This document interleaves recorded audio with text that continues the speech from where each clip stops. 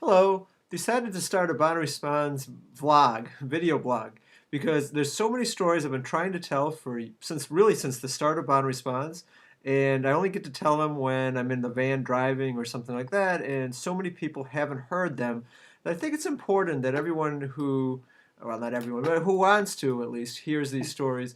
I've been meaning to write a book, just never have time to do it, so why not make a video?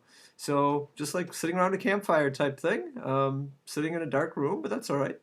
And I'm going to tell a few BonaResponse stories. So first of all, and this is an ongoing process, so this is today's only.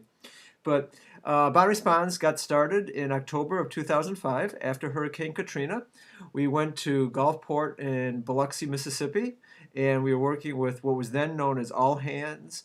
It is now, sorry, what was then known as Hands On USA, which is now All Hands. And it's a great volunteer group. Always, whenever you get a chance, work with them. I highly recommend it. Um, we were a very small team, but the volunteers were amazing. They set the bar very, very high for the first trip, and I think it has remained high since. The volunteers really are what makes BonaResponds. Um, we had a few things. We knew nothing about volunteering at the time, had never really done this, had worked, a little, but nothing on a major scale like this. So it was an eye-opening experience. Several stories I want to tell back then, but just quickly overview. We went down in October of 2005. We went back down in December and January. And then we made our big trip, which 286 volunteers working at seven different sites across two states in March of 2005. So at the time, it was one of, if not the largest, subsequently passed by Kent State, I heard, groups, college-led groups. And there's so many stories from those early trips, and they really are so important. But there are a couple that I really want to specifically point out that I think are very important to what we're doing still to this day. So I'll pick three fast ones, I hope fast, and we'll go. The first one was when we first got there. We were driving, and everyone was sort of joking around. We saw a little damage on the way in from the airport, but nothing really that bad.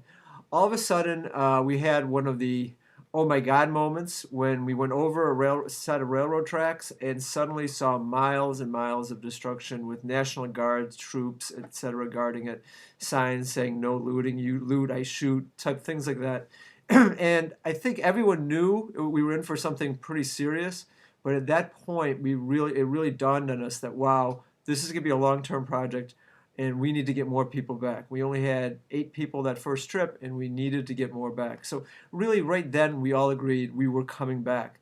So that was one story. The second story, real fast, is when we were leaving from that first trip, and we were going through the airport, and we were wearing, shirts, all hands shirts, and they could identify us as volunteers, and we had total strangers coming up to us and hugging us, thanking us, almost in tears, saying, you have no idea what it means for you to be here and to help us. And I think that helped me at least learn very quickly what it meant that we were doing much more than gutting homes and cutting trees and walking dogs.